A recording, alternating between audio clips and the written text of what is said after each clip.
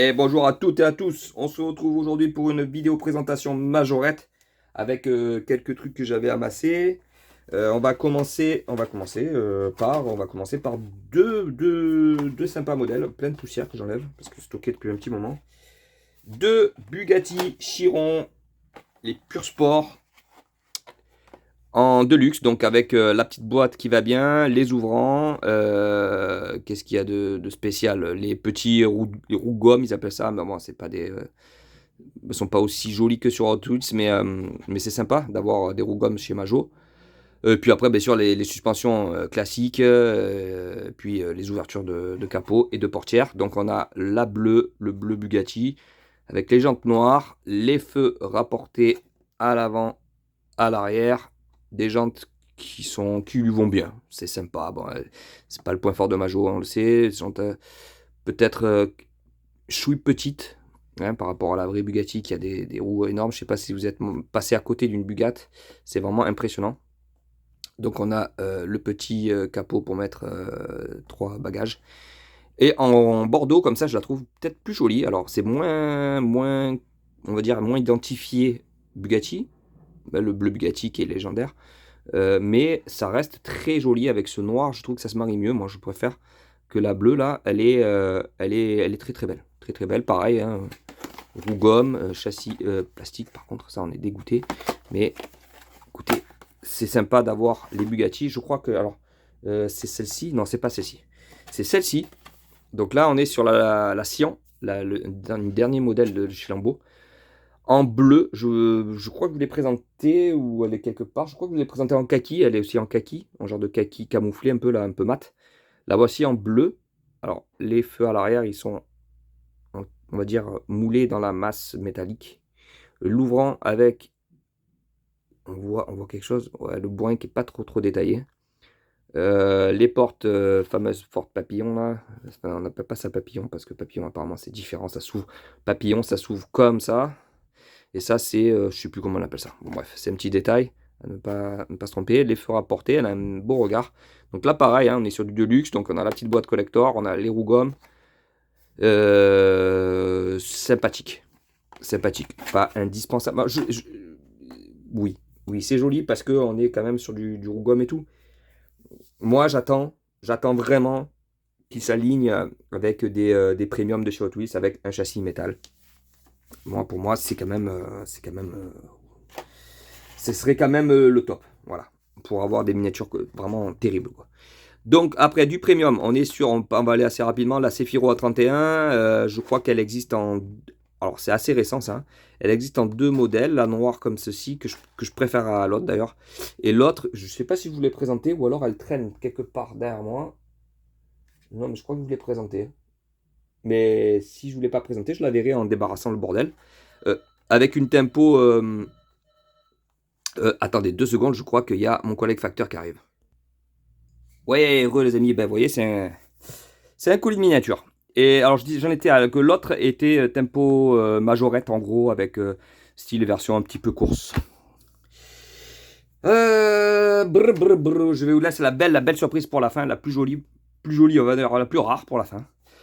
Une Mitsubishi ASX que j'avais pas encore croisée en majorette. Là on est sur du premium, je la trouve sublime. Un beau vert, pour le coup assez peu représenté. Ce verre-là chez Majorette, assez peu vu. Peut-être sur une Jaguar à l'époque, mais je suis même pas sûr. Avec les belles roues qu'ils utilisent assez souvent sur les SUV 4x4, ça lui va plutôt bien. Un avant très bien détaillé avec les anti-brouillard en bas, les feux rapportés, l'ouvrant avec le moteur. On doit être sur un électrique là, non? On dirait un moteur électrique, ouais. Donc pas fan des électriques, mais quand la voiture est bien reproduite, comme ça, c'est cool.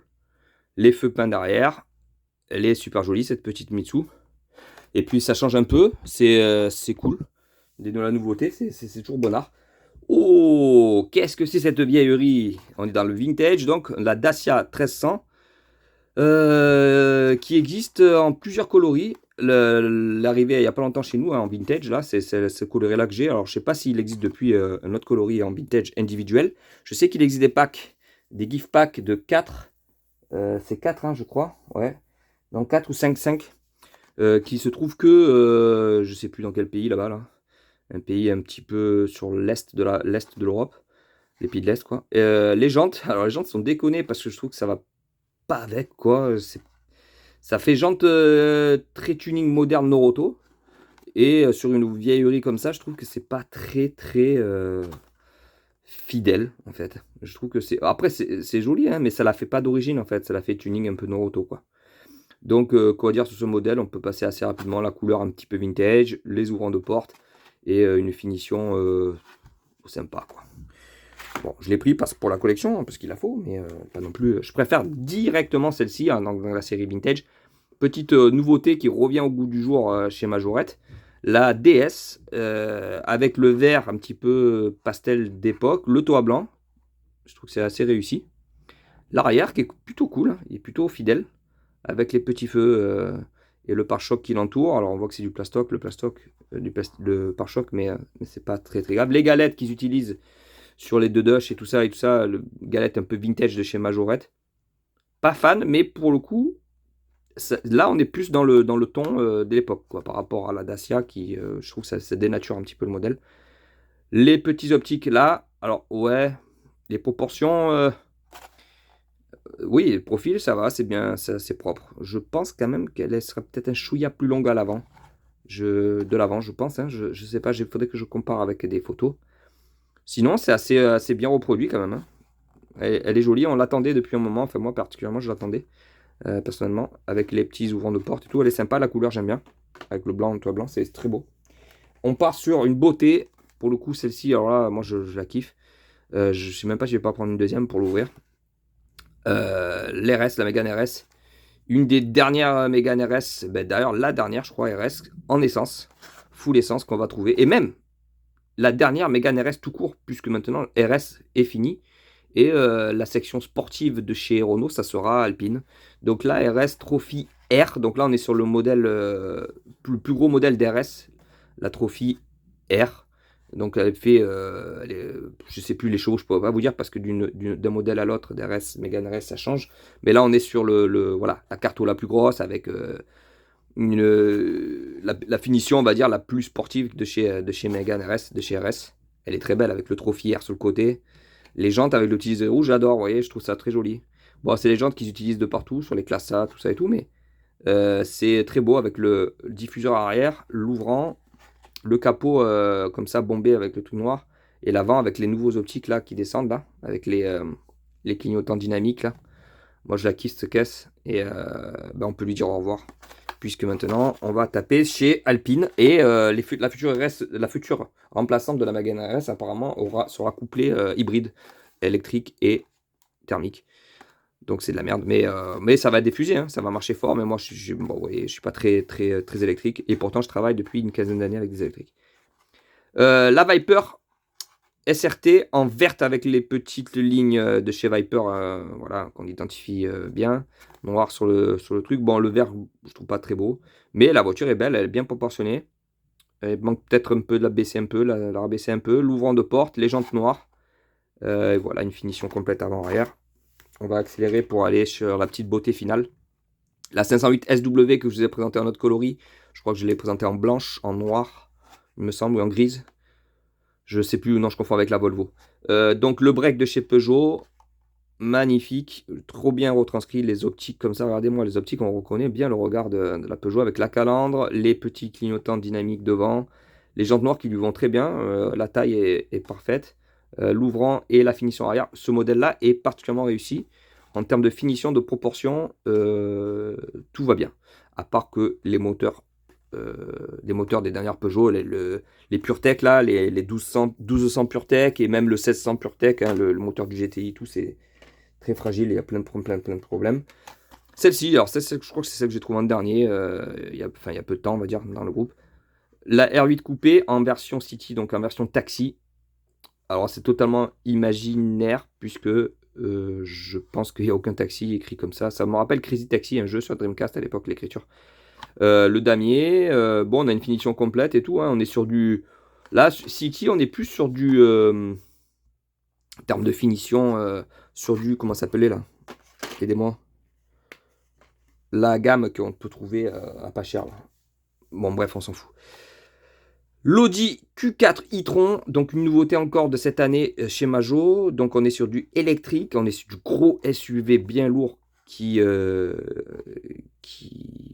moi franchement ça m'excite pas.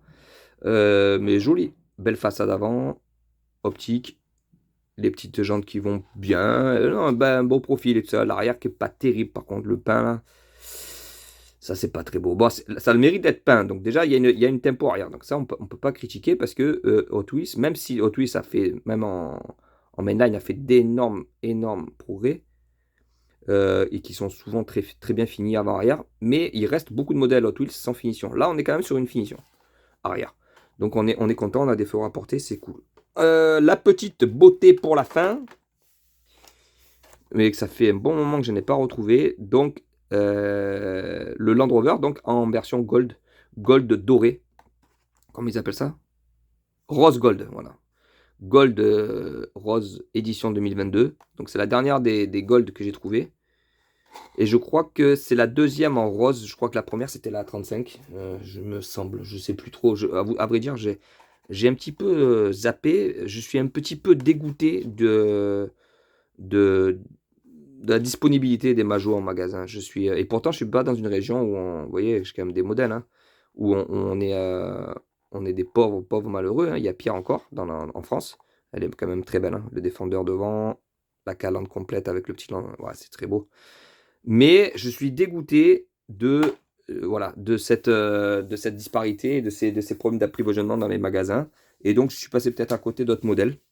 Il me semble que c'est la deuxième en rose gold édition.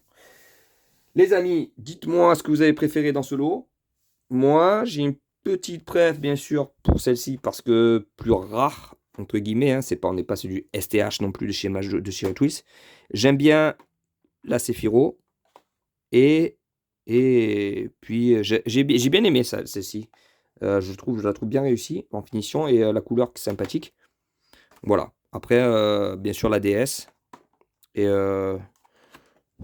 ouais, c'est tout en fait. Hein. Ouais, bien sûr, bah, la Mégane. La Mégane, ça, c'est un must-have. Je vous dis à bientôt. N'oubliez pas le petit pouce bleu si vous avez kiffé. Et on se retrouve bah, dans la semaine pour une vidéo sympathique. À plus.